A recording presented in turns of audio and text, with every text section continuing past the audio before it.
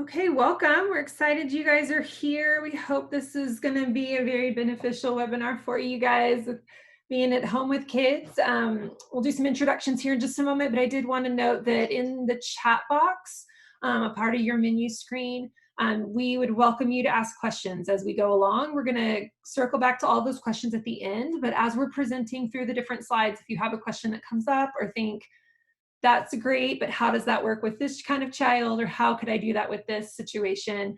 And go ahead and just type that into the chat box, and that'll come to Laura and I, and we will come back to those questions at the end to share. So just a little introduction of myself, and then I'll let Laura go. My name is Heather Sloan. I am our coordinator of the Post-Adoption Connection Center here with Nightlight. So the PACC, as we like to call it, is focused on creating better support and better connection for our families after they bring their children home. Support for our children, as well as support for our birth parents in our domestic program. So that's a big part of what we're wanting to bring you is some of these webinars during the times that we're in, as well as ongoing, coming out of the PACC. So we'll talk through at the end of this presentation a little bit more of the services that we have for you with the PACC and post-adoption support here at Nightlight. So I'm social worker, been working for Nightlight since, well, I've been working in adoption since 2006, specifically with Nightlight since 2017. So I'll turn it over to Laura, let her introduce herself. Hi, I am Laura Jean Beauvais, and I have been with Nightlight for over 22 years now.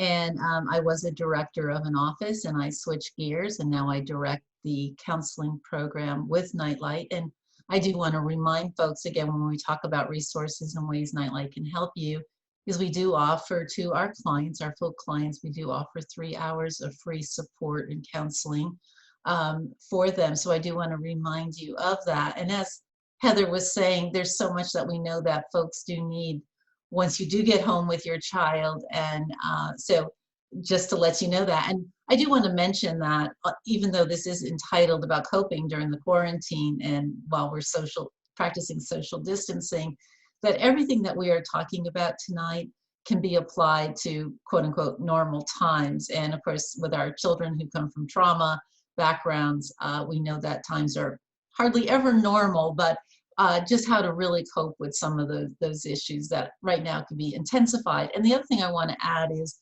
we know that there's a lot of stress during this time, and we can reiterate all the ways that your times are especially stressful with your children. But I also want to make sure that you understand how maybe we could take these times and actually use them toward healing instead of exacerbating some of the re-traumatizing your child through trauma. I mean, this is trauma for children who've been through trauma. So it's no wonder why some of you are really struggling. And I know you are really struggling because I hear from you. So yeah. So just the other thing I want to let you know too is that this is recorded. So if for some reason you got to jump off, or you'd want to share it with a friend or your spouse or whoever is watching the kids, that you could go ahead and know that. And also don't worry about taking notes. We have a handout that's very extensive that covers everything. In fact, the handout was first written. I wrote it and then decided to create a webinar based on it. And Heather can email that out, or you could find it on our counseling page of Nightlight. Again, we'll go back over all this and lots of resources that we're going to send to you too within that handout. So just like kind of relax. Don't worry about taking notes or anything like that. Okay, so we are all stressed, as I said. And so just how this presentation could help. We want to use this time for creating better attachments, because you know the only way that our kids can heal, whether our children have been sexually abused, whether they're perpetrators, whether they're really having serious meltdowns, real behavioral problems, a lot of it is healed through attachment. Each problem becomes heightened, and then that we have right now, and then further triggers our child. And again, attachment is really what's going to bring that healing. And so through this webinar here, which will last about an hour, we want to look for ways to stabilize our children. And Heather's going to talk about some of that, about scheduling, managing a child's schoolwork, fun times. I really do love talking about food and the issues related to children. So I want to go ahead and talk about that and some of the book activities that you can go ahead and do. And then also we both will address how can Nightlight help you? Because as she said, we have the post-adoption connection center, and we really, really want to be there for you long after your child is home. So great. So why is attachment important? Well, first of all, you know, Nightlight is a Christian adoption agency, and we place a great deal of emphasis on what God says about our lives and about what's the way that we should be rearing our children. And because of that, we know that God places such a great importance on our relationships. We're made in his image, and without others and without the comfort of others, we don't do well. And this is why a lot of people aren't doing well, why suicides may be up, why depression is up, and why some of us just feel really down in the dumps because we don't have those social interactions with family and with friends. I mean, God saw that it was not good for us to be alone, and it's still not good for us to be alone. And so certainly God saw to it too that there was the parent-child relationship as well as the husband-wife relationship. And that's why we want to keep those relationships in balance. And so let's go ahead and look at how attachment kind of works here, and the power of attachment. Attachment is really important. It's really what helps keeps us regulated. And we all know that we can become dysregulated. You know, dysregulated for an adult means you're yelling, you're getting upset, or you're really shutting down and you're going into your room. But it really helps us to be able to face the issue and deal with frustrations and disappointments and delaying what we want. We are all going to have interpersonal conflict, but how do we go ahead and handle that? And we know people who can handle it well and some who don't. And a lot of that comes from attachment.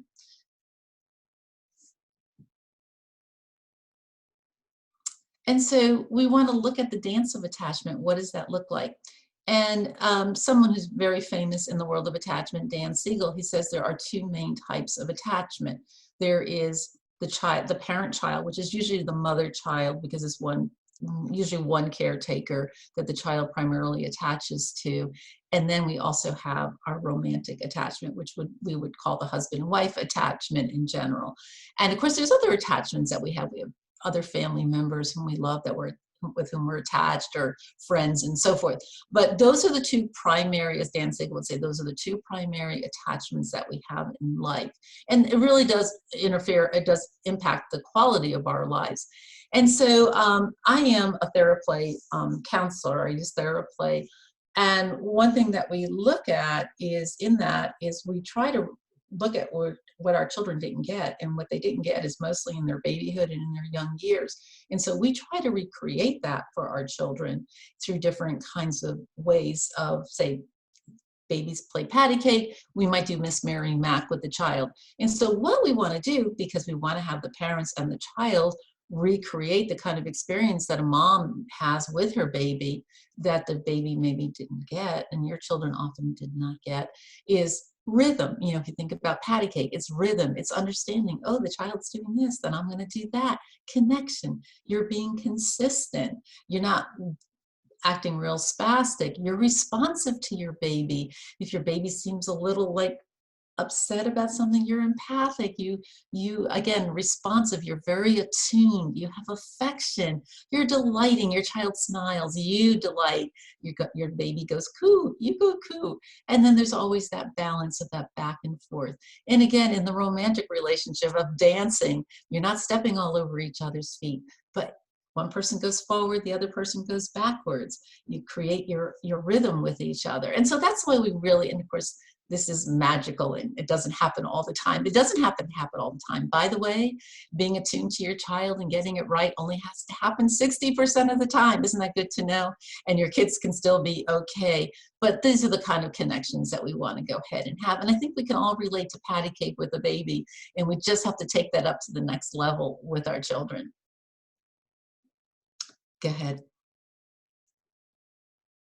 So as I said before, the advice here that we're going to go ahead and talk about, and some of the tips that we're going to go ahead and give you when you're staying at home, is going to obviously create heightened opportunities and issues. But it's not just for now, it's for everything. I think one of the things that I think could be so hard, especially if you're on social media, I'm not on a lot of social media except Facebook, and people have beautiful homemade breads that are being made and stuff that's coming out of the oven. And and today, we went out to the barn and we were playing with our baby chicks and we created these wonderful ornaments or whatever. And it's like, oh my goodness, I mean, I'm still mopping the floor, and you're thinking I'm not getting it done, and my child had a fit, and they yeah, whatever, the laundry is piling up. So, the thing is that you're going to be making memories, but not perfection. And your kids aren't going to remember that the floor was really soiled or whatever. They're going to really remember some of those really special times of playing games and the extra times of reading and maybe some of the extra times in the kitchen and just laughing. And so obviously we're going to use this time to go ahead and enhance attachment. But also we have to recognize we're really in pretty close quarters. I mean, unless you live in the Palace of Versailles, you don't have enough space for everybody in your home. Nobody does. And so we need to go ahead and give each other literal space and emotional space during this time. And you may need to set up, of course, some new rules together, and some of these may have to change over time. I know we've been doing this for a while, several weeks now, so some of you probably already have a rhythm of the rules that you just have to have in your home to keep things flowing. I also wanted to go ahead and address, our children who are at our homes, and I talked about how they could be triggered, especially a traumatized child experiencing more trauma during this, the fear, the heightened fear, the other issues that are going on. They're listening to the news and all that, or just being at home and not getting to do some of the things that really help keep your child regulated, especially if you're confined to an apartment or you can't go outside. I'm in South Carolina. Things are actually pretty lax here. We can get outside. We have nice weather. It's not too bad, but I know in some places in bigger cities, and especially if you live in an apartment, this could be really, really hard. And so the child who has experienced complex developmental trauma, and maybe I should go ahead and say what that is. We hear a lot about PTSD, post-traumatic stress disorder, and that we think of that as like a one-time or a one-time situation, such as being in war, even if it lasted, for months on end. Whereas children with complex developmental trauma, which nearly all of our children probably have to some degree, means that they've had repeated insults of neglect or abuse on some level over an extended period of time. So if your child came from an orphanage, or if your child came from the foster care system and whatever got them there, they have experienced some complex trauma. And we call it developmental because it's over the course of their young lives for a certain period of time. And it is complex. It is very complex in what it does to the child, especially the developing brain. And so what you're going to go ahead is obviously, and some of you see this in your children and probably see it even more so at times when you're at home and things are stressful and you're trying to make that business call, and while, and your child wants your attention at home, the hitting, the tears, the irregular breathing. Sometimes, kids really have that whole thing where their breathing just gets really erratic. And if we could try to help our children to breathe more regularly, just having these fun exercises doing that, that really can help. The screaming, you've seen it. And then of course they control the body functions, whether they're wetting themselves or anything like that, or even related to food that will go out of control. So again, these are the kind of things where we want to really avoid this. And really, it's not so much in the moment that we're going to be able to go ahead and take care of it, because there's not a lot that you can do when they are actually melting down, but the kind of ways that you can go ahead and handle everyday life to decrease the opportunity for these kind of tantrums to go ahead. Because children who have complex developmental trauma, this is normal. It's like, oh, my child's not normal. Well, what our children have gone through, this is the natural outcome. And fortunately, being in your home and with the love and the support that you're giving them, you're actually producing the abnormal for what has happened to them. And that's the good news, is that a lot of this can go ahead and change. Next slide, Heather. Thank you. So as I said before, we could see, because of what we're going through and the close quarters with which we're living, etc., that we can have heightened problems because of less activity. Again, you're confined to that apartment, less structure. Your kids aren't going to school. They don't have that regular schedule, people too close by, and more irritants. It's kind of like when people live together for more than 2 weeks, it's like that. It's like fish. It gets to stink after 2 weeks. So, even the nicest of people, you're just going to start to rub on each other. And that's again, understandable. But some of the things that can actually, issues that could be decreased and you can have more quality is you have more free time. Homeschooling is more relaxed sometimes than all the demands of school. Of course, homeschooling can also be more demanding too. Fewer appointments, you're not running to those soccer games and all the doctor's appointments and everything else, or PT and OT and all that. Again, you may have to still keep up with some of that, but usually that's lessened. And then the one thing that I am going to emphasize with you in this webinar is the scheduling, or the opportunity for our kids to have food regularly, being watered regularly through drinks, and having lots of good activity. When kids are in school, they don't often have this. I see kids who, the parents will say, my child has a meltdown when they come home from school every day. Well, so many kids, because of the scheduling of lunches in the cafeteria, will have lunch around 11:15, and then they don't get off the bus or so till 3:30, and they've gone hours on end without food, and they've been active, and of course they're going to come home grumpy. You have a great opportunity while you're here to keep your kids on so much better of a healthy schedule than they do while they're in school all day. I did want to make a special note to foster parents. I really got to thinking about this, that if you are a foster to adopt parent, perhaps your child came to you, maybe the plan, as is for most children through the foster care system, is for them to go back to their biological family.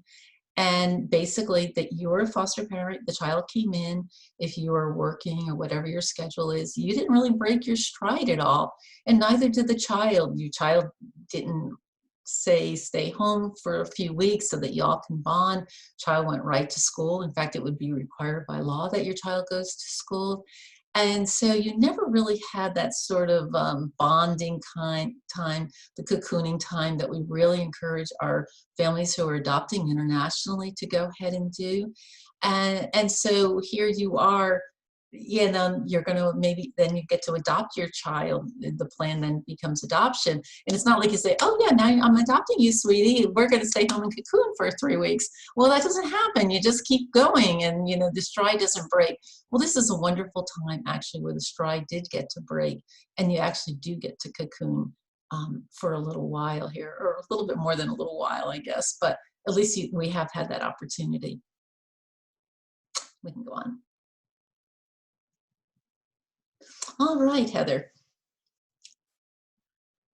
All right, thank you, Laura. I'm going to talk through here, and then I'm going to do some of these, and then Laura's going to come in and do them as well. Just practical ways to try to help stabilize what's going on in the home. We recognize that a lot of the things that we're telling you today can sound simple and easy to some, and to others it can sound like the most impossible task, that you are at the end of your own rope with trying to get work done and kids at home and trying to figure out how to do all of this, not knowing when it's going to end. And so we have a lot of compassion for you. Know that we're here to talk through that with you after this call. Our staff at Nightlight is here to help and support you guys as we try to figure out how do you really put this into play. So one of the things is create a schedule, right? So we've seen this floating around on social media everywhere, all of these different activities and schedules, and how do you play in school and playtime, and which, like Laura said, some of that might be driving you crazy because you think that's nice and easy for you, sweet family over here, but this isn't working in my home. But we do encourage you to try to create a schedule, especially if you haven't already. I know we're several weeks into this, so you may already have one going. Children thrive in routine. So the absence of this during this time is going to make them more prone to dysregulation. And we say that to remember, if your child is more dysregulated than normal, it's because of these changes. It's because of some of what's going on. So allow yourself patience for them, and allow patience for the child, and let them feel that grace toward them, because they're on their own edges here. So using schedules from the internet, creating your own, we have an example up here on the screen. As Laura said, we have a handout that has lots of links and resources on it that we'll send out to you guys after, and to give you some more practical things that you can look at online if you need help creating a schedule. Keep it varied between weekdays and weekends. Try to think of something that can make the weekend feel a little bit more like a break for you, for your children, make it feel a little more special. Maybe there's a fun breakfast that you do, get to wear your PJs longer during the day. Maybe kids get to sleep in a little bit later on the weekends. Something that kind of sets that apart, to give a little bit of a break and a rest from what feels a little bit more like work during the week. The schedule doesn't have to be rigid, but they need to know what's coming next. So even if there isn't an exact time frame that you're keeping to, like a military schedule, they need to know what to expect. For our kids that live in their brainstem, that live in that fight, flight, or freeze, a place of fear or insecurity, having a predictable schedule is going to let them take a breath and calm down, and maybe drive some of that fear and anxiety and insecurity down a little bit. So for kids that are younger, or if you guys have kids that are more recently adopted internationally and they don't quite have a grasp of English, using pictures, make that schedule with photographs. Here's a picture of breakfast, and then here's a picture of some activities we're going to do. Here's a picture of what schoolwork will look like, and then lunch, kind of working their way through the schedule. So you can point at the picture of, this is what we're going to be doing next. We're doing this right now, and then this is next. Giving and keeping to kind of firm wake up and go to bed times, trying to keep those as consistent as possible. I know it's easy right now in this world of no routine, to maybe stay rigid with those, but it's what kids need, and it gives them plenty of rest, which lets them the next day start the day on the best foot forward that they can. If they're sleep deprived, they're going to be more irritable. They're going to be more dysregulated. They're going to be more prone to tantrums and meltdowns. They haven't had enough sleep. So keeping that wake up and that go to bed time as consistent as you can for them. Including physical activity in the schedule every day, maybe more than once for any of our kids that are maybe struggling with sensory processing, ADD, higher energy. Giving them more physical activity is going to calm them down. They get that energy out to the point where then they can focus on other things that they need to do. Okay, limit screen time. Let me explain what we mean by this, because this doesn't mean taking away screens. We know that a lot of you guys are probably surviving by screen time right now, and that's okay. So hear us say that, and balance what we're sharing with you here, but we want to give a little bit of an idea on this. So normally you might have screen time limits with your kids in a normal world. After school, you get to be on your video games or on your phone, on social media for this amount of time every day. Especially with a lot of these kids that are able to do schoolwork on the computer in front of a screen, they're getting even more screen time right now. So in some ways, I think that that's a good thing, because again, it's giving everybody a little bit of a break from everyone else. You get some time to do work when your kids are distracted, maybe by their screens. But recognizing that they might already be getting a lot of screen time because of school. So finding the balance in that and paying attention to how they're responding. When we look at research, a lot of scientists talk about how screen time affects a child's mood and energy level. So when the things that you're potentially struggling with your child right now is a very terrible mood and very high out of control energy levels that you can't calm back down, putting on more screen time could be affecting that. So again, filter all of what we're saying in this part through what works for your family, because again, right now we're trying to survive this time. Maybe even get to a point of where you're thriving a little bit with some of these things that we're giving you. But so filter it through what you're needing to do. One piece of recommendation we'd like to do, again, this applies for right now, as well as just your general parenting of your children, especially kids from hard places, is not using screen time as a punishment, taking it away as a punishment, but instead trying to see it as a reward. So let me explain a little bit about what we mean by that. Especially with our kids that might be addicted to that screen time, or they're using it as a way to withdraw from the family because emotionally they're not attaching well, there's tension, there's difficulties going on in the home. So screens become an easy withdrawal, a socially accepted withdrawal, which is sometimes okay, but sometimes that can cross into places that aren't healthy. So when they're using it as a coping mechanism and it's completely taken away from them, they have nothing to cope with. So especially with our kids that are struggling with a lot of trauma and they don't really have any other tools to help cope with what's happening, to take that away from them entirely as a form of punishment can be extremely dysregulating. And really spike some of that negative behavior that we're trying to prevent right now. So let me give you an example of this. So let's say kids get screen time when their room is clean, right? So this is a rule that you have in your home. The way that you present this matters. So you can get the same result and potentially better results with the same scenario, but the way that it's presented differently. So one way, using it as a punishment, would say, you didn't clean your room, so you don't get screen time. Therefore, this is your punishment. A lot of times what we're going to see with some of these kids from hard places is your room is probably still not going to get clean because taking it away is just going to cause a meltdown. It's going to cause maybe aggression and just the spike in just a volatile situation. So maybe their room gets cleaned through lots of tears and fighting and arguing, or maybe it doesn't even get cleaned at all. So another way to say that and kind of reframing it is, once your room is clean, then you get screen time, right? So screen time is still only happening when the room is clean, but it's presented in a completely different way. Instead of it being a punitive, we've taken this away from you.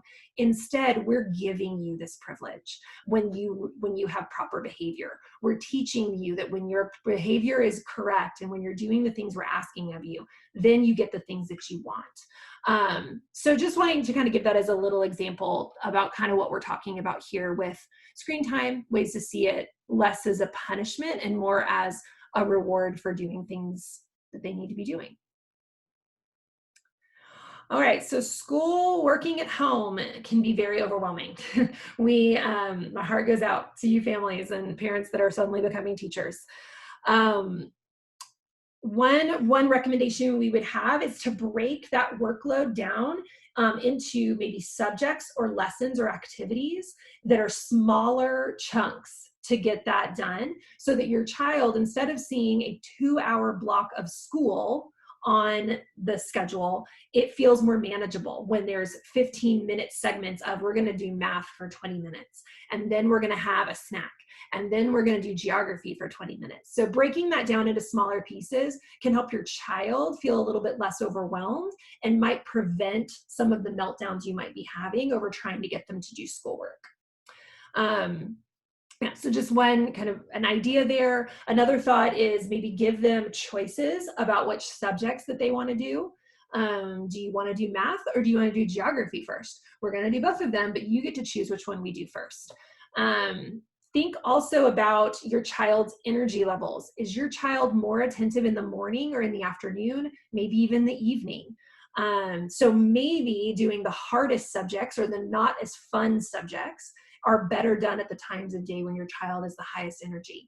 I'm better in the afternoon. I know that about myself. About 2 o'clock, I kick into gear and I can get so much done. Before then, I have to go a little bit at a slower pace. And so I know that I schedule a lot of my meetings in the morning when I'm talking to people. So it leaves my afternoon free to do the work that I have to do out of my own motivation. So knowing these same things about your child is going to help everybody be successful and try to take some of those meltdowns away or diminish them as much as we can. Maybe it needs to be right after they're eating, or maybe they need to have some physical activity first to kind of get all of their wiggles out so then they can sit down and focus. So try to pay attention to your child, and when they're having a hard time, think about the environment around them. What was the activity you were doing right before this? What is the activity that's coming up next? When was the last time they ate? Just thinking about how the environment might be impacting their ability to get some of this work done at the times that you need them to. And maybe it needs to be adjusted a little bit. So traumatized children functioning in school are going to, in a normal school setting, have difficulty with lots of things. You can see here on the screen, difficulty in paying attention, and learning and memorizing, staying still, kind of not wiggling around, focusing, forming relationships. The hypervigilant, that were kids that are living in that fight, flight, or freeze mode, are constantly paying attention for what's going to come at them, what's going to attack them. They have to be ready for a fight at any moment. And so a lot of this is getting our children to calm down and get out of that fearful and insecure mode where they can function to the best of their ability so that they're not constantly feeling like they have to fight, they have to run away. And this happens a lot at school where they're constantly vigilant. They don't know what's happening. They're in a new school system. They don't know what's going on with their peers. So they're constantly scanning, which takes their attention away from the schoolwork that they should be focusing on. Maybe your kids aren't very good at asking for help. They've been taking care of themselves their whole lives and they don't need anybody to help them. So they're not good at vocalizing when they actually do need some help. So we see a lot of these things happening in the school already. So when you bring these children back into your home, we're going to see a lot of these similar things. So we point this out to give you some normalization to maybe some of what you're seeing with your kids, understanding that these are impacts of trauma. These are sensory integration issues, which we'll talk about here in a minute. These are hyperactivity and focus issues. Maybe some of these are trust issues. They don't trust authority because authority has always harmed them. And so teachers aren't to be trusted and mom and dad aren't to be trusted. So that gets brought into your home while you're trying to do school. One thing you could do, reach out to their teacher. Find out if their teacher has had anything that has been successful during this year in helping your child specifically pay attention, stay focused, get their work done, ask for help, or provide discipline and structure in the classroom that they really need. So finding out from your child's teacher if there's anything that you could be incorporating into your home. The schoolwork at home can minimize or exacerbate some of these trauma issues. Because of this change in routine, the change in the players, that friends aren't around that they're used to seeing, the teachers that they're used to seeing aren't around, change in their ability to control a situation. Maybe that took them a long time to learn the teacher rules, and now all of that was upended. They've come home. Mom and dad have completely different rules for school than teacher does, obviously. And now they're trying to adjust to this change that their trauma impacts to their brain doesn't allow them to adjust very quickly to. And so then trying to relearn these rules, insecurity and fear due to the COVID virus that's going around. We're going to talk about how to kind of address some of that with your children here in a little while. So some of these things could be exacerbated by being in the home and trying to do schoolwork in home. Especially kids who can't use their words to say what they're feeling, either because they're too young, they don't have the language, or they're not really emotionally in tune with themselves to say, I'm uncomfortable because of these changes. These changes have been really hard on me. When kids don't have the words, they use their behavior. So their behavior is always a communication to you of something that's going on inside their inner world. So this is the challenge for you as parents, which we recognize is not easy to do when you're already at the end of your own rope, trying to stop and tune into what's going on inside your child. But recognize that some of these behavioral outbursts, some of these meltdowns, some of the struggles they're having is something going on in their inner world. So make adjustments or allowances that can help bring calm to your child and therefore calm to your relationship when they can get tuned into themselves and you can tune into what's going on through their behavior. Okay, a couple of slides here on having fun, which again could feel really daunting and overwhelming for you. If you're at a hard place with your child and the thought of just joking around and being playful with them is a really hard thing for you to do. Maybe it's not even a part of your natural personality to be very playful. We want to encourage you to try to learn how to dial into that. Play is a critical part of attaching to children. It is the language that children speak in, even teenagers. So trying to bring in joking and humor, just little ways for play that is fun, that gets a smile, that gets a laugh. Focus on trying to get your child to laugh at least once a day by something that you have done or said to engage with them. Just once a day. If you're not doing any of it, then just once. And if you're already doing some, try to do a little bit more. Hopefully that feels manageable if it's just once. We've got some links that we'll send out in the handout to you guys so you can see those after the webinar and have some ideas of some other activities you can do with them. Real quickly, I want to make sure we're paying attention to time here, but creating sensory experiences. So very quick crash course on sensory processing disorder. I hope all of you guys remember some of this from the training that you've already been through with your adoption process. But sensory processing, how we take in the world, what we see, what we smell, what we taste, what we hear, what we feel. All of that comes in, our brain orders it, tells us what it means, and then it tells us how to respond to that. So sensory processing disorder is when Somewhere there's a breakdown in that, where something that the child is taking in through their senses, their brain can't order it quickly enough, it can't understand what's happening, or it spikes their system up where they get really overstimulated, and then they're not able to calm back down very quickly. So sensory experiences and sensory diet, sensory activities actually help children order their brains back down. So giving them kind of a rich, what we call a sensory diet, especially things that are calming, helps them reorder and process those things better. So we've got some tips on the screen here about things that are calming, scents like lavender, vanilla, lemon, mint, are calming scents. Soft music can be very calming. Deep pressure massage or hugs. Maybe you do a hand massage with them once a day. Do a foot massage. Just do a little shoulder rub or an arm, depending on the age of your child and what's appropriate for their background. What is an appropriate way that you can give that deep pressure into our muscles? If you guys have ever felt like when you're upset and you're like, I just need a good hug, a tight squeeze just kind of calms you down and relaxes you a little bit. That's essentially what this is doing. Deep pressure on our muscles is calming. So things to kind of pay attention to, you can Google sensory diet. It'll give you lots and lots of ideas of what to do, especially given your age of your child and their developmental level, to give you lots of different things you can do. Going on the swings, spinning around in circles, jumping up and down on a trampoline, or even just doing jumping jacks, pushing or pulling heavy things gets that deep muscle pressure and that sensation, which again is calming. So if your child is just bouncing off the walls, get them outside on the trampoline for 5 minutes. Get them to push, to fill as many heavy things as they can in a laundry basket and push it across the kitchen floor and push it around your dining room. That deep muscle tension is going to actually help calm them down. And as well as kind of breathing techniques, which we'll talk about here in a minute. Playing games, playing make-believe. I'm sure you guys have brought out every board game possible and your children are already bored of all of them.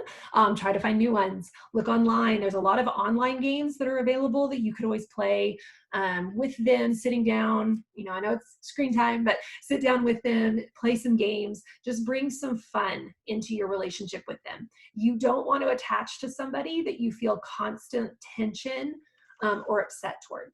There's not relationship. That's all that pushes relationships away. So bringing fun and laughter and playfulness back into the relationship is going to bring attachment back in. We've got some great ideas in our handout that we're sending that will give you some other fun things to do. Physical activity. I've kind of talked about this already, but self-regulation, some ways to help teach children how to stay in control of themselves. That's what regulation is. Calm themselves down, playing Simon Says, follow the leader, doing breathing activities, teaching them how to take a deep breath, hold it, and let it back out. There's a fun for small children, have a bowl of soup. They get to pick whatever their bowl of soup is, and they're gonna take a big breath in through their nose to smell that soup, and then they're gonna blow on it as hard as they can because that soup is too hot, so it needs to get blown on. Teaching them how to do that breathing. For older kids, kind of techniques we would use as adults on things that can help breathe in, holding that for, kind of 5 seconds, letting out for 5 seconds, and doing a cycle of that. Dancing, music, incorporating music and movement into dancing, either children by themselves, you getting up and dancing with them. Maybe that's the one fun thing you do. Put on music while you're cooking dinner. Maybe it drowns out some of that noise, but it also creates an environment where kids want to dance and have fun. Again, we've got some great links for physical activity ideas on the handout that we're going to send you. Okay, and just my last slide before I'm going to pass back to Laura. Remember that children are basically high maintenance plants. So what we mean is that they need every 2 to 3 hours to be fed, to have some water, to get some sunshine and some physical activity, and to have some type of affection, right? So singing, hugging, receiving love from you. Every 2 to 3 hours. As an adult, if you think about the way that you react when you're hangry, or when you haven't slept well, how easily irritated you are, how quick you are to be more angry, or you're impatient. And you're an adult who can process that through. So how much more can your 8-year-old that can't really process through all of their reactions as well as an adult can, that when they're hungry, they're going to be more irritable. When they're thirsty, they're going to be more angry. They're going to be more impatient. So if your child is having a meltdown, think about when was the last time they ate? When was the last time they had water? Shove a granola bar and some water in front of them to try to get them to calm down a little bit. And then you can start working through some of these other things to help them calm down. All right. Pass this on to Laura. Well, one of the other things that I feel like is so important, of course, with our children is reading to our children. And of course, we would say that for any type of parent, but especially with our adopted children. And with adopted children, we have, of course, lots of books that are related to adoption. And in the handout that I do have, it's a whole section on reading to your child, resources for different age categories of children, and then the adoption related books that would be appropriate to them. But we can move on to the next slide. But one thing I do want to talk to you about with the when with our children is really addressing issues. Again, a lot of this, sometimes we have biological and adopted children within our homes. And we sometimes say, oh, well, how do I do this differently for my adopted children versus my biological children? And a lot of the principles, no matter what it is, that these are good for all children. Like just talking about the high maintenance plant. That's good for every child. And it's not like we're saying, well, these are the homegrown children who had a wonderful prenatal experience and never experienced any abuse, neglect, whatever, so they don't really need that. Well, everybody can enjoy that, and certainly it could fit into their schedule. They just may not be as needy to have it so regularly as children who do come from more difficult backgrounds. So anyway, talking about addressing issues with our children, often we know that some certain books don't address really sensitive issues. And there is a listing that I do give of things like, say, sexual abuse, maybe also other types of abuse, going from foster home to foster home, those kind of books that really would be really more directed toward adopted children. And again, if you're going to do it as a group with your children and you have biological children, maybe it might be something that you want to just have that one-on-one time initially with your adopted child regarding those issues. The thing I want to say about being at home, a lot of times some of these issues are very, very delicate, and we tend to read to our children in the evening as before they're going to bed. And certainly a book related to, say, issues, even if it's not really highly sensitive issues such as sexual abuse, but just about mommies and daddies and little baby bear, and maybe what mommies and daddies do for their baby bears can bring up a lot of memories for children. And so that may not be so good for children. This is a great time where you can actually do some morning reading with your child. And again, I know you have work to do, and there's cleaning to do, and there's laundry and everything else, and you're thinking, oh, Laura, Jean, you are going to tell me to start reading to my child at 9 o'clock in the morning. But even at nap time for your children, or quiet time if they're older, we're just going to sit down, and we're going to, at 1 o'clock after lunch, we're going to sit down. That gives your child a lot of time to process through that, and then to ask questions and to talk about it. And maybe for you to even have a special time again that you can do, or you could pick up the subject again the next day, so your child isn't trying to go to sleep after doing that.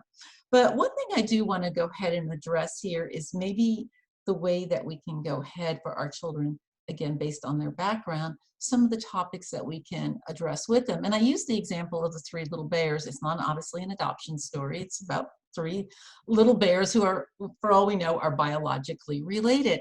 And we have a mommy and we have a daddy, and we have two parents who really do care about their little bear, don't they?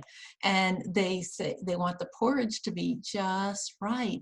And of course, mommy is feeding the baby. And feeding is very, very nurturing activity for our children.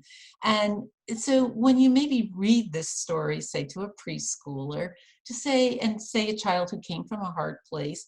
And again, your older children who maybe also are adopted are listening to this, and you'd be surprised, kids who come from those really difficult places, that they love this kind of thing. They're not going to sit there, your 12-year-old son is not going to sit there and say, Mommy, read me the three little bears. But they might just come up and snuggle next to you while you're reading to your younger child and wanting to listen in, because you're going to ask questions like, so why do you think the mama bear wants to feed that baby bear the porridge that's just right? What is just right? It's not too hot. It's not too cold. Oh, Mama Bear just wants that just right. And think about your little baby bear at home, your real little baby that might be 5, 6 years old, who never had a mommy when he was in his little bassinet, who really cared if that bottle was too hot or too cold. And so you're not going to say that directly to your child. Your mom didn't really care. Sometimes you even went without a bottle because you were neglected, or you didn't get really fed regularly, or, chips were just thrown at you from the time you were 2 years old. But you might say, I I wonder, what little baby bears really need. And I would love to have fed you that little porridge. Can I just feed you some pretend porridge right now while we do that? And you just can watch those children just mold into their parents. And you might even bring some food, such as like some applesauce, something like that, that's kind of a baby kind of food, but not baby food, to your child and say, I'd like to feed that to you. And so those create those really nurturing moments that could be really healing. So if you could even take a normal kind of quote unquote book that has, different kinds of relationships, you could talk about those relationships. And what do you think about that? So that's just, again, one example that you can go ahead and use. And of course, again, adoption related books are more pointed in what they're addressing, and then to go ahead and address that with your child at that. And speaking about food, we are going to move on to my favorite topic, food. Okay. One thing we want to do while we're all at home and we're eating is we want to keep mealtime.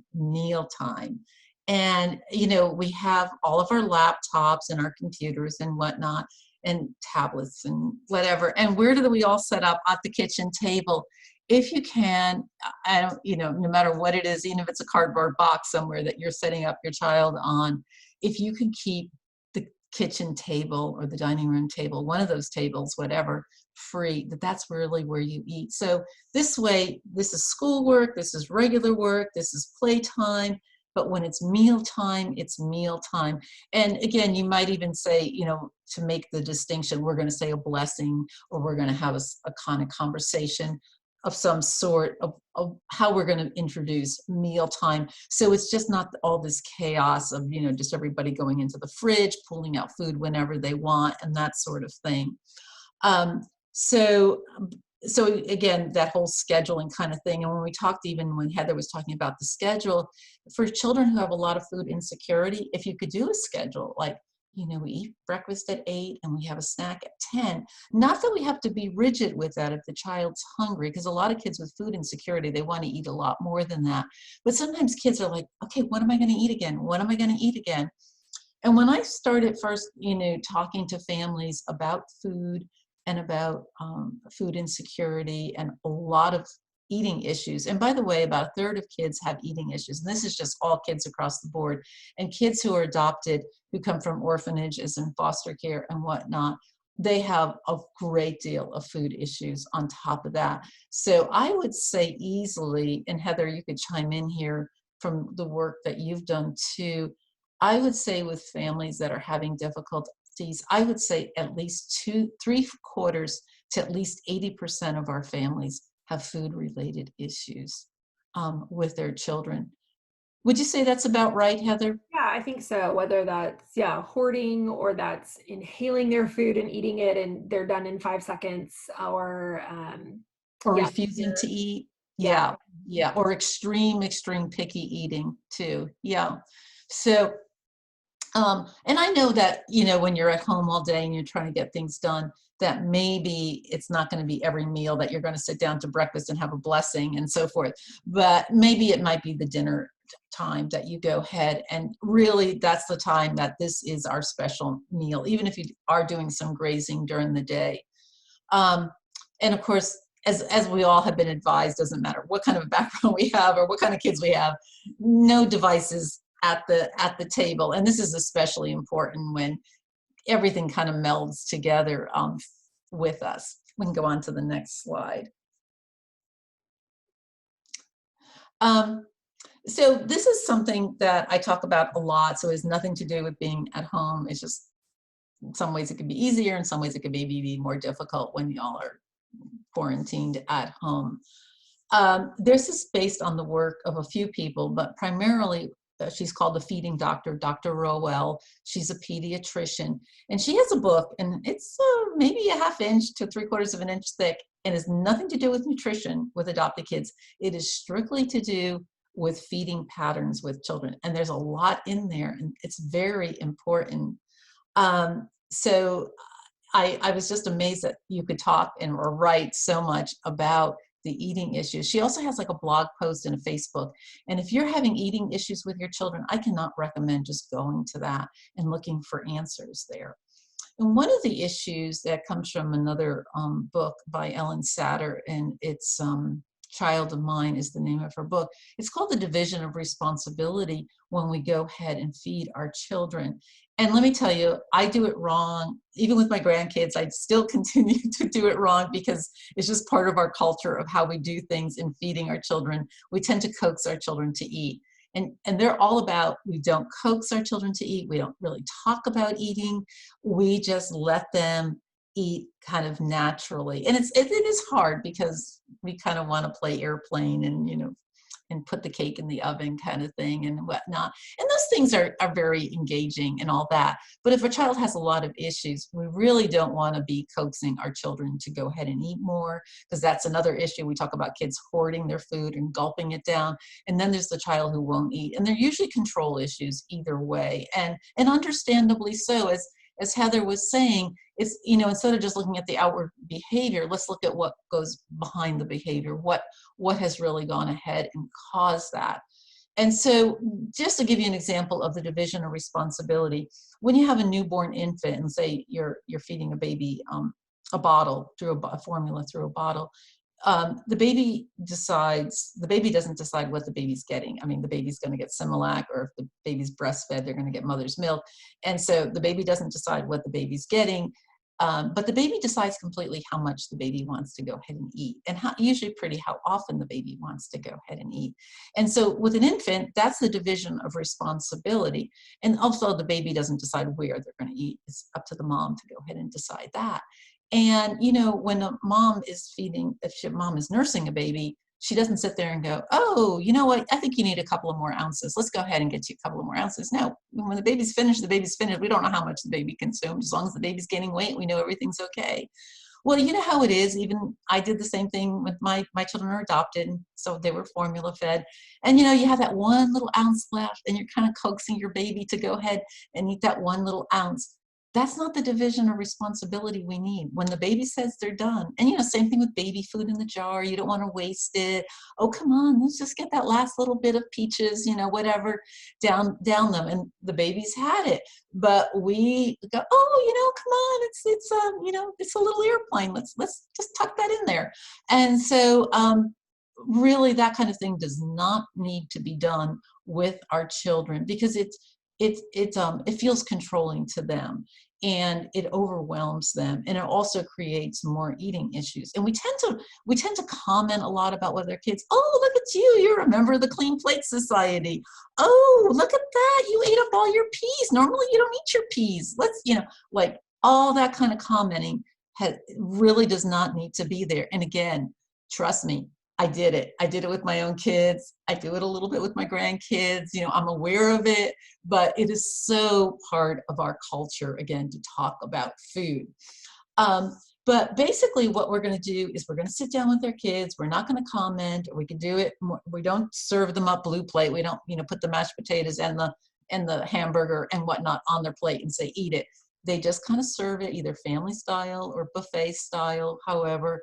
And it come right out of the pan. It doesn't mean that we're sitting down to formal dinners or anything like that. It could be a P&J sandwich. It could be anything. But there's no short order cooking. It's not like we're catering to our children, but we're just allowing them to select the foods that they want to eat and how much they want to eat. And, if you comment, well, you hardly have eaten anything, you're going to just wither away. No comments. And I know how painful that is. And I have had families, and Heather can tell you where we've worked on cases where families have had very, very difficult times with their children because their children just ate and ate and ate, or they wouldn't eat.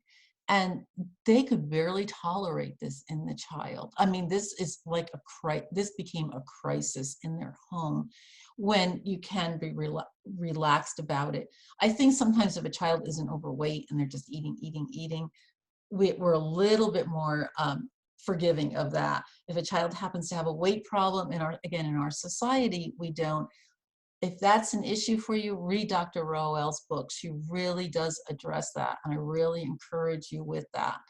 Um, the letting the child obviously know how much they want to go ahead and eat, letting them know when it's going to be, the meals are going to be served, and that can really help with a lot of that anxiety. And let me just tell you, like, about snacks. Sometimes people are really pretty controlling about snacks and so forth, and they get a little like, we're going to go ahead and have banana chips and carrot sticks. These need to be substantial snacks. And I know kids who, a lot of you have adopted kids from overseas, kids who've lived in orphanages or even overseas foster homes that may have had food deprivation.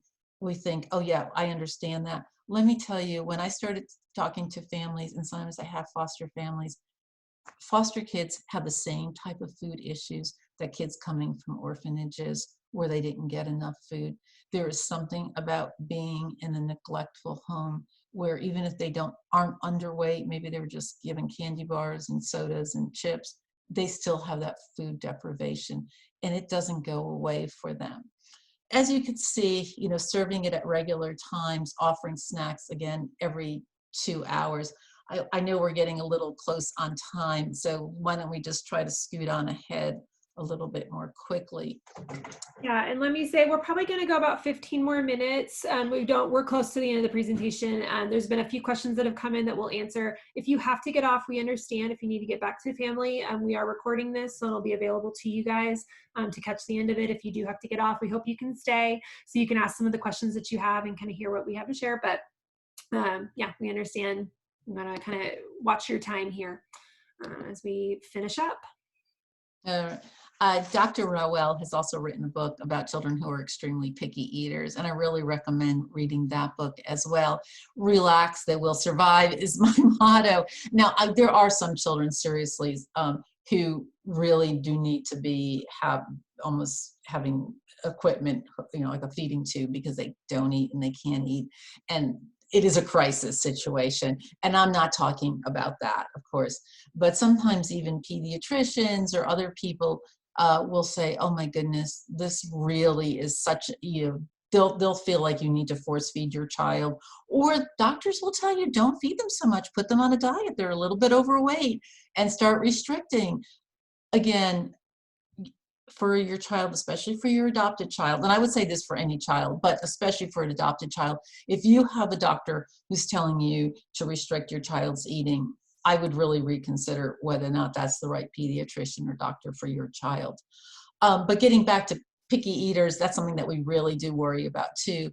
And a lot of these children, again, they have a lot of sensory issues. So, taste and texture really is very problem. There could be an association with certain foods, et cetera, that we don't even know, that could be trauma related, that can trigger them. We're not going to make our kids eat things that they hate. I mean, that's just plain wrong. I don't care who your child is. We're just not going to go ahead and do that. But especially for these children, again, sometimes people will say, well, my child will only eat fish sticks and P&J sandwich. They're going to like starve to death. Well, obviously there is extremes, and I'm all about good nutrition and all that. And, maybe your child does need a vitamin and maybe figuring out some other things. But really, the less attention that you might pay attention to it, and like maybe going a month and letting your children just play with food. Say, you know what, you don't have to eat that. I'm just going to put it on your plate. And they might just kind of pick and touch and nibble and put the food to their mouth on their finger. And before you know it, your child is eating that. Obviously, if your child has really serious issues, a lot of times they are referred to an occupational therapist. So again, I'm not dismissing that, and that's a whole separate entity. But I want to just say sort of a broad brush stroke. If they're overeating, let it go. If they're undereating, let it go. If they're only eating on food jags, let it go. And if they really do have a lot of food insecurity, try to accommodate that. Again, another whole topic. Again, if it's an issue, I highly, highly recommend. It's well worth the $15 or whatever it is to get Dr. Rawell's book.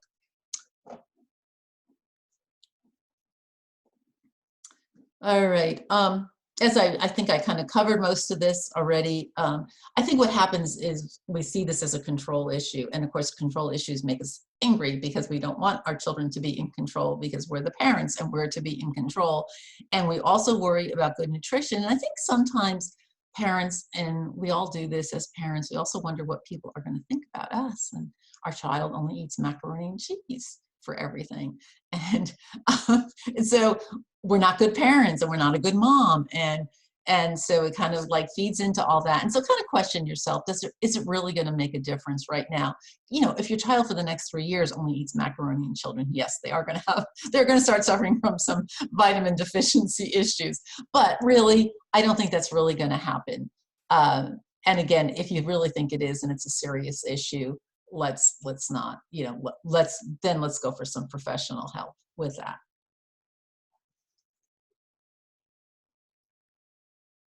I do want to address some real food issues.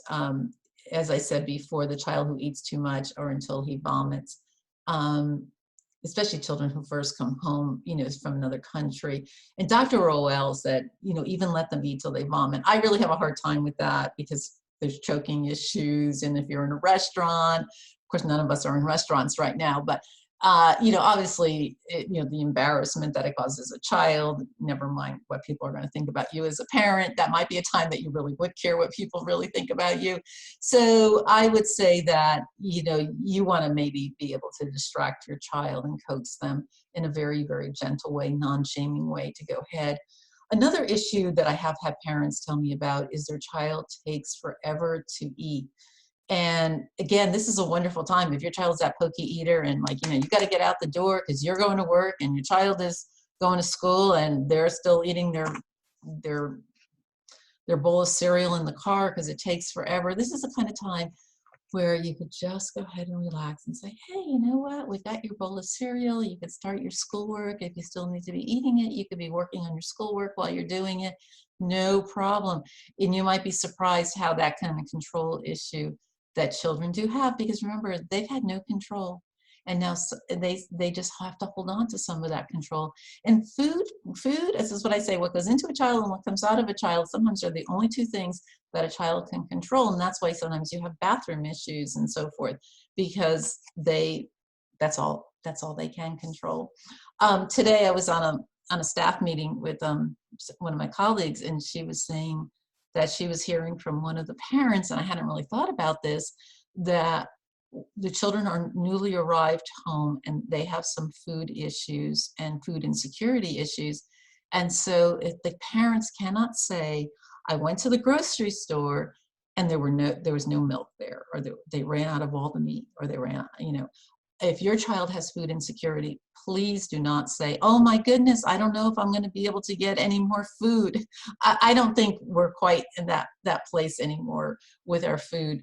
Again, different parts of the country may be a little bit different. Please be really careful. Like she was saying, well, we did mention, the child said, how come we don't have mustard? And they said, oh yeah, the store just didn't have mustard, but they're going to be, you know, getting in, you know, treat it real nonchalantly. Not like, oh yeah, they were out of not only mustard, honey, but they were out of like everything. You know, again, those kind of statements cannot be made. Try to be really sensitive with your child. Yes, we have food. Yes, we're always going to have food. You know, some people are talking about losing their jobs, and maybe you have your job and you're saying, oh, I don't even know how we're going to eat, you know? And I mean, we know that we're still going to eat, I mean, here in America. And, you know, we use that as an expression, and we use that to say, yeah, you know, people have got to get back to work. How are we going to eat? That kind of language can be really difficult for a child with a lot of food insecurity to go ahead and hear. Okay. Let me just, yeah, go ahead. Did you have something else to say? No, I was just going to talk about OCD, but that's okay. We can skip that. So just want to do I have a couple of slides here, switching a little bit to kind of relational connections, but I'm going to do them very quickly because there's just a couple of thoughts that we have there. But one thing with just reducing anxiety in our kids, like I said earlier, they are very prone to fear and insecurity on their own because of their past, because of trauma impacts on their brain.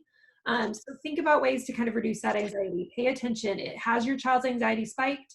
Has their fear spiked about other things? They may be talking, suddenly having nightmares, suddenly talking about monsters in the dark when they've not done that before. So it could be projected onto something else. They may not say to you, Mother, I am afraid of COVID, but it might become they're afraid of something else. They've developed this fear that's getting projected into some other way. So just paying attention to what's going on in your children with anxiety and fear, watching how much you're talking about the COVID crisis and how you're talking about it.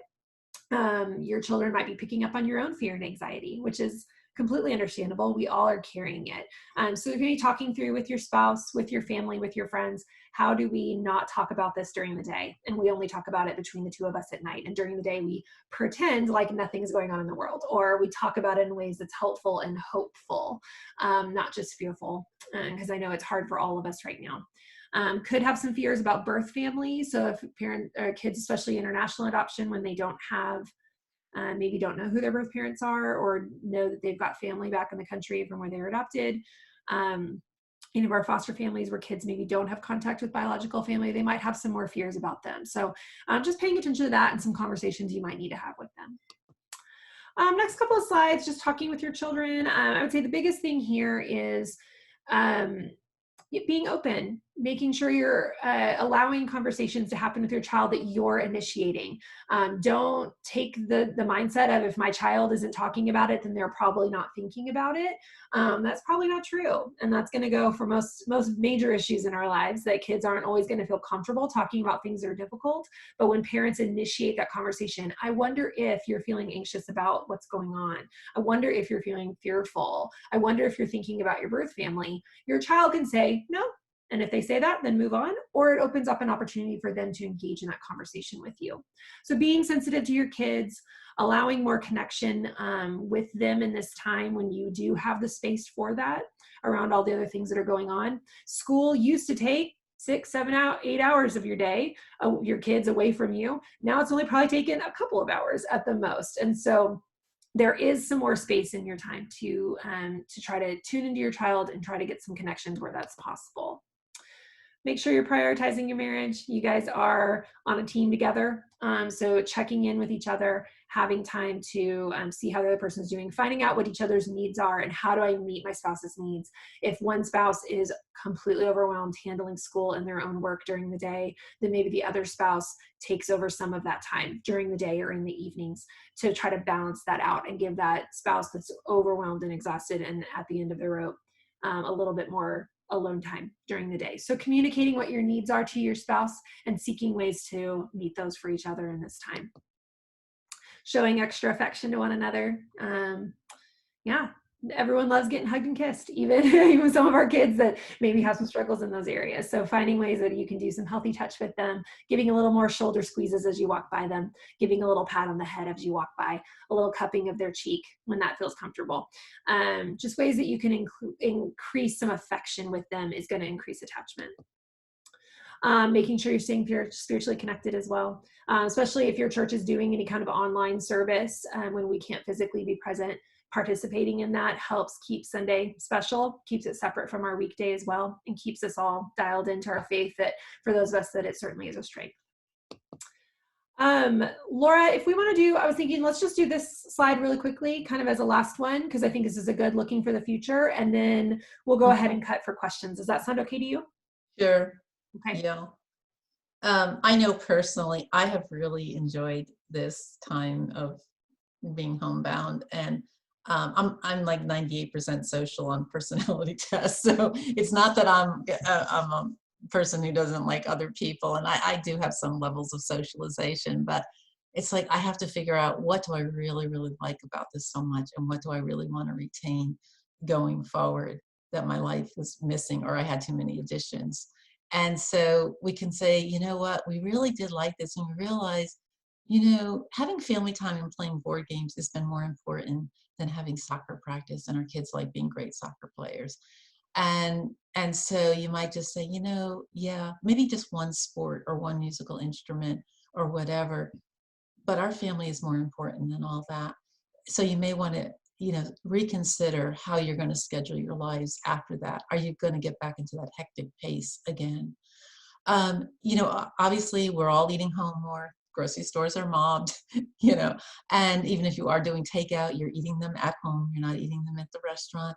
Saying, maybe that's what we want to continue doing. We really like having family meals and not that hectic schedule that we have. And I don't know about you, but I'm spending a lot less money every month. I don't buy clothes, my Amazon orders are even less than the other time, and I don't go shopping now. And so, because I try to really be careful about that. So, yeah, I don't really need an extra pair of earrings and I don't need this or that. And, maybe we really could cut back.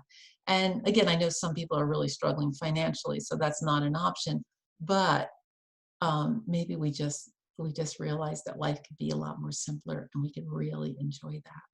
Anything you want to add to that, Heather, that you've kind of taken out of this too? Yeah, I think the slower pace of life and figuring out, it's a lot of things with our kids. Oops, went too far.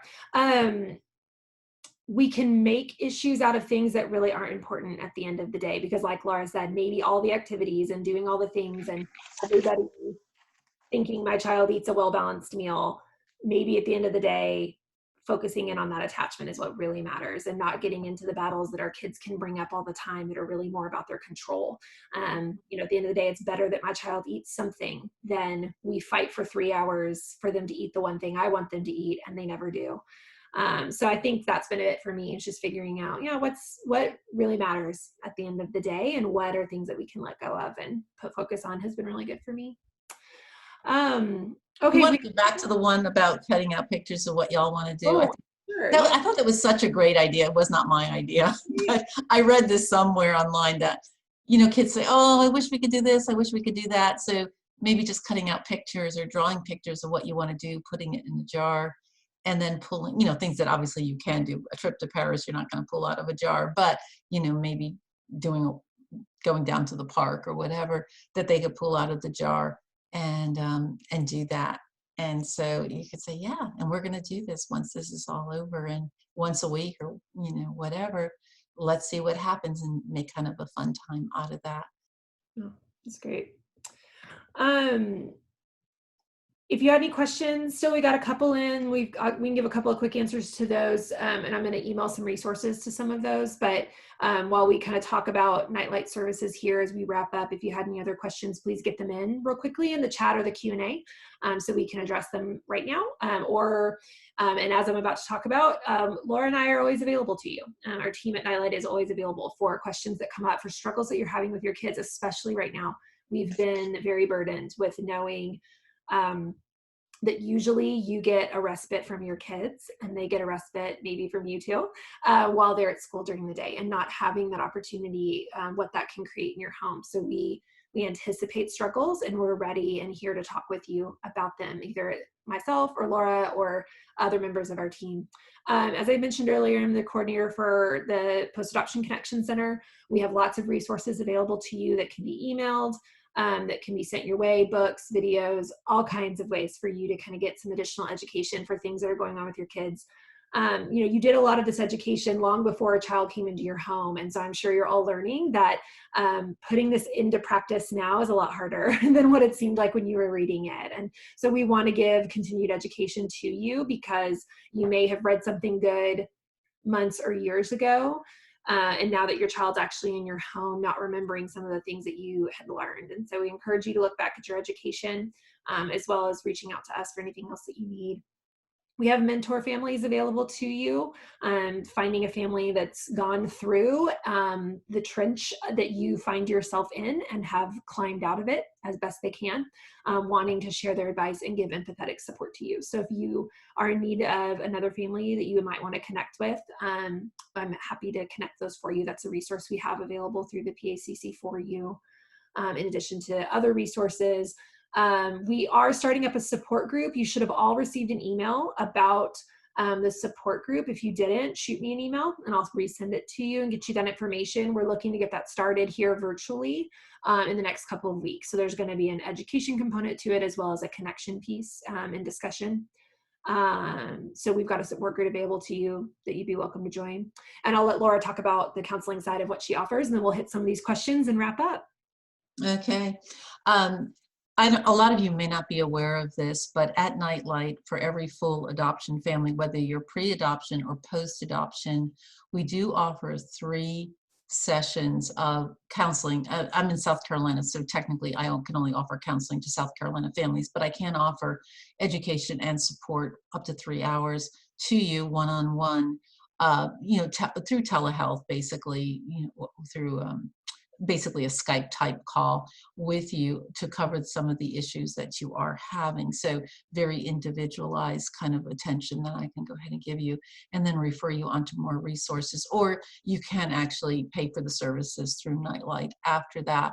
So I just want to let you know, especially during this time, if you feel like you're struggling, and so many of my families who come to me, say when their child is 10 years old, a little bit young, early teenage, they go, oh, we saw some of these issues early on, but we just thought they'd outgrow them. And I really wish we got counseling a lot earlier. And when I do counseling with my families, I do see tremendous change in the families, because I really do involve the parents. So I'm very, very parent oriented. I do want to let you know that.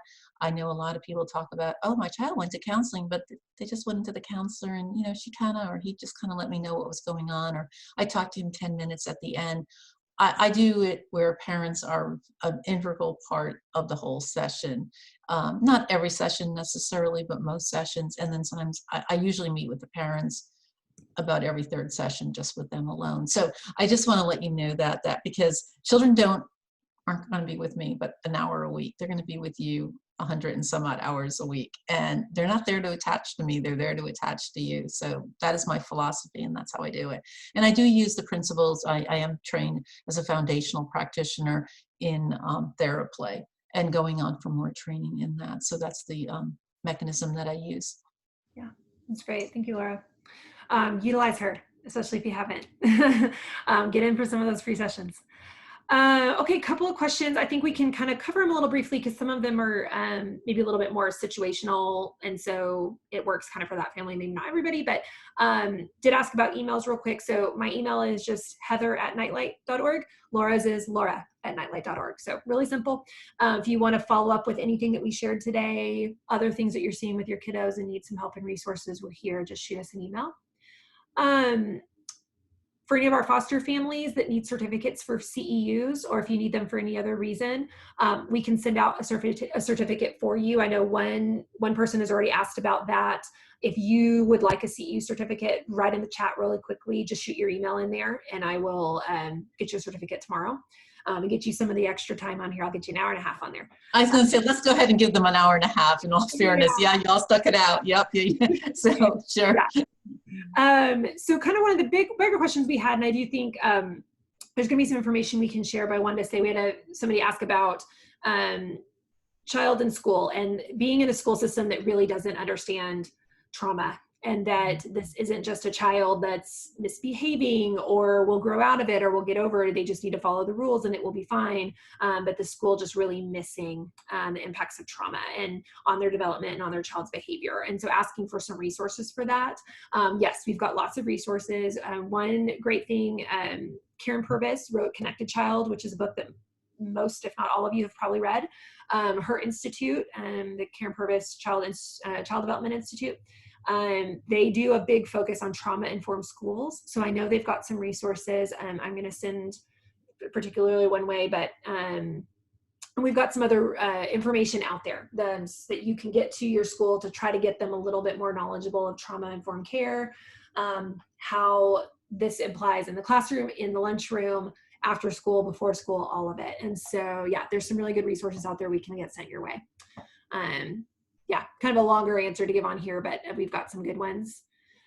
Let me see, I've got a couple of other chats come in. They might just be emails. Yeah, CEU certificate requests, no problem at all. We can get those sent your way. Yeah, I guess there's not any other specific questions. On the Laura, if you had a couple of quick thoughts about the school, schools not being trauma informed to add on, you're welcome to share it. Otherwise, we can work at kind of wrapping this up here. Yeah, as you said, we've got lots of resources on that. And some schools are, and there are trainings for schools that are coming up. and there is somebody in North Carolina who does some contract work with Nightlight and Yeah. consulting, and she actually does do some free consulting with families, like for the first hour, and then if you need that, and she could serve as an advocate because she has a real strong education background, and that's kind of what you need, and she Yeah. can kind of speak the same language as the teachers and the principal and all that. But it does make a huge difference because I've been into trauma-informed schools. I was in Washington State, and I was amazed at the classroom and how it was handled when it's required by law that all teachers are trauma informed trained. What a difference. Yeah. Yeah. So Yes, thank you so much, Laura, for mentioning that. I completely forgot. We do have kind of a partnership resource that are available that can, yeah, just like what Laura said, that she's an adoptive mom and an educator and can just walk alongside you and help educate the schools as well. So I'll get that sent your way to the particular family that asked about it. But again, if you're having other struggles when the normal school system is going on or any continued services that are being offered even when you're at home, yeah, let us know and we'd love to help you. So, okay, we're going to sign off here. Thank you so much for being with us today. We are praying for you. We are hoping the best for you, and we're here to encourage you. So, Laura, do you have anything to say? no, thank you very much. Take care. Have a good evening. Thank you.